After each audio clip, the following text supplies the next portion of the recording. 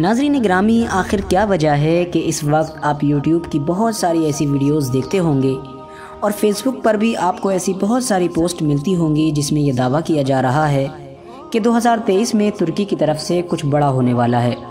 لہٰذا آخر کیا وجہ ہے کہ 2023 کا اتنا چرچا ہے، 2023 میں ترکی کیا کرنے والا ہے، اور 2023 سے تمام بڑے بڑے اسلامی دشمن ملک جو اندرونی طور پر اسلام سے دشمنی رکھتے ہیں، بغض رکھتے ہیں، وہ 2023 سے کیوں خوفزدہ ہیں، کیوں اتنا ڈر رہے ہیں، اور کیا وجہ ہے کہ ترکی کے جو صدر ہیں یعنی president of Turkey Recep Tayyip Erdogan, وہ اکثر اپنی تقریروں میں کہا کرتے ہیں کہ 2023 کے بعد ترکی پہلا جیسا نہیں رہے گا۔ آخر کیا ہوگا کہ ترکی پہلے جیسا نہیں رہے گا؟ کیا بدلاؤ آئے گا؟ کیا وجہ ہے کہ لوگ یہ دعویٰ کر رہے ہیں کہ آنے والے 4-5 سالوں میں دنیا میں بہت کچھ تبدیل ہونے والا ہے؟ لہٰذا ان تمام چیزوں کے بارے میں آج کی اس ویڈیو میں ہم آپ کو بتائیں گے۔ 2023 کو سمجھنے کے لیے ہمیں سب سے پہلے 100 سال پیچھے یعنی 1923 میں واپس جانا پڑے گا۔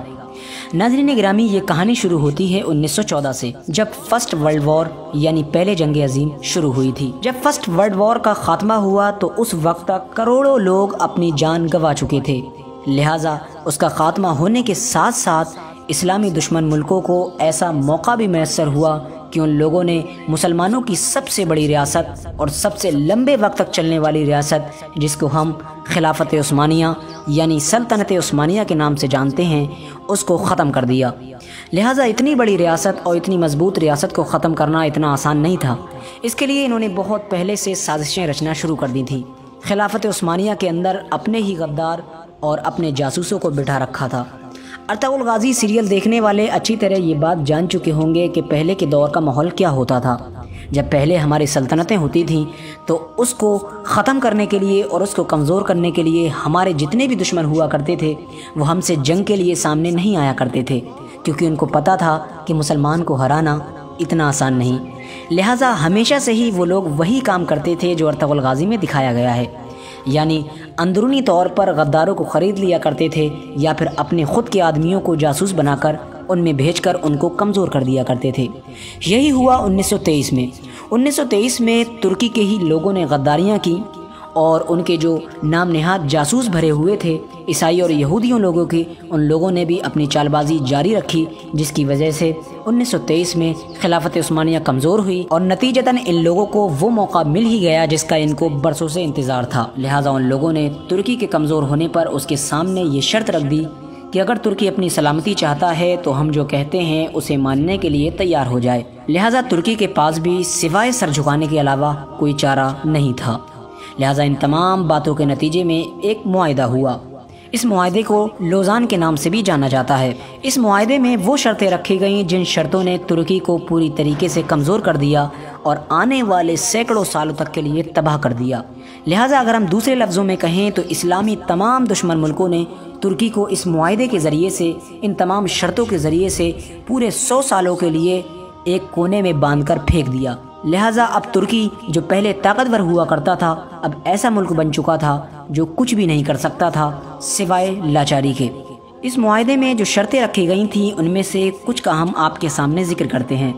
اس شرطوں میں سب سے پہلی شرط یہ تھی کہ جو خلافت تھی یعنی خلافت عثمانیہ، اس کو ختم کر دیا گیا۔ اس کی جگہ پر ترکی کو ایک سیکولر ترکی قرار دے دیا گیا، یعنی وہ ایک سیکولر دیش بن کر رہ گیا۔ جتنے بھی خلافت عثمانیہ میں تمام دیش آیا کرتے تھے، جیسا کہ سعودی عرب، لبنان اور اسی طرح کا مصر، آس پاس کی جتنی کنٹریز تھیں، سب کو آزاد کر دیا گیا، سب نے اپنا اپنا ملک الگ بسا لیا۔ لہٰذا اس کی وجہ سے ترکی کی خلافت عثمانیہ پوری طرح سے ختم ہو گئی۔ ترکی کی خلافت عثمانیہ کے جو آخری سلطان تھے ان کو ان کے پورے خاندان کے ساتھ ملک سے باہر نکال دیا گیا تاکہ یہ لوگوں کے ساتھ مل کر دوبارہ ہمارے خلاف بغاوت نہ کر دیں۔ لہٰذا ان کو باہر نکالنے کے بعد کچھ اور شرطیں لگائی گئیں، جن شرطوں میں سے کچھ شرطیں اس طرح ہیں۔ پوری دنیا جانتی ہے کہ ترکی کی زمین میں بہت زیادہ تیل ہے جو اس کو مالی طور پر بہت زیادہ مضبوط کر سکتا ہے، جیسا کہ آج دبئی، سعودی عربیہ، اس طرح کی جتنی کنٹریز ہیں جو تیل کے دم پر بہت زیادہ امیر ہو چکی ہیں، ترکی بھی تیل کی مدد سے بہت اوپر جا سکتا تھا۔ لہٰذا ان شرطوں میں سے ایک شرط یہ بھی لگائی گئی کہ ترکی اپنی ہی زمین سے 100 سالوں تک تیل نہیں نکال سکتا ہے، اور انہی شرائط میں سے ایک شرط یہ بھی تھی کہ ترکی کی جو بندرگاہ ہے جو یورپ اور ایشیا دونوں کو آپس میں ملاتی ہے، جس میں سے بزنس کے طور پر بہت سے جہاز گزر کر جاتے ہیں، لہٰذا اس کو ترکی کے اپنے حق سے ہی باہر کر دیا گیا۔ یعنی یہ قانون لگا دیا گیا کہ یہ پوری دنیا کی ملکیت ہے۔ اب ترکی 100 سالوں تک اس بندرگاہ سے گزرنے والے جہازوں سے کوئی بھی ٹیکس وصول نہیں کر پائے گا۔ لہٰذا اس طرح کے بہت سے برے شرائط جو ترکی کے خلاف لگائے گئے تھے اور جس کے ذریعے سے ترکی کو کمزور کرنے کی کوشش کی گئی تھی، وہ اب 2023 میں کمپلیٹ ہونے جا رہے ہیں۔ یعنی 2023 ایک ایسا سال ہے کہ جس کے آنے کے ساتھ ساتھ ترکی اپنے ہی دیش سے تیل بھی نکال سکتا ہے، اس کے علاوہ ترکی خلافت کی مانگ بھی کر سکتا ہے، اس کے علاوہ ترکی کی اپنی بندرگاہ ہے جس سے وہ بہت سارا ٹیکس وصول کر کے اپنے جی ڈی پی اور اپنی اکانومی کو بہت اوپر لے جا سکتا ہے۔ لہٰذا 2023 میں کیا موڑ آنے والا ہے، اس کا اندازہ صرف ہم اس بات سے لگا سکتے ہیں کہ ترکی کے جو صدر ہیں رجب طیب اردوغان، وہ اپنی تقریروں میں اکثر کہتے رہتے ہیں کہ 2023 کے بعد ترکی پہلے جیسا ترکی نہیں رہے گا، بلکہ ترکی ایسا ترکی بنے گا جو اپنی تاریخ میں پہلے کبھی ہوا کرتا تھا۔ لہٰذا ہم سبھی جانتے ہیں کہ خلافت عثمانیہ کی تاریخ کیا ہے۔ خلافت عثمانیہ ارطغرل غازی کے دور سے جو نکل کر آئی تھی وہ ترکی سلطنت ہی تھی۔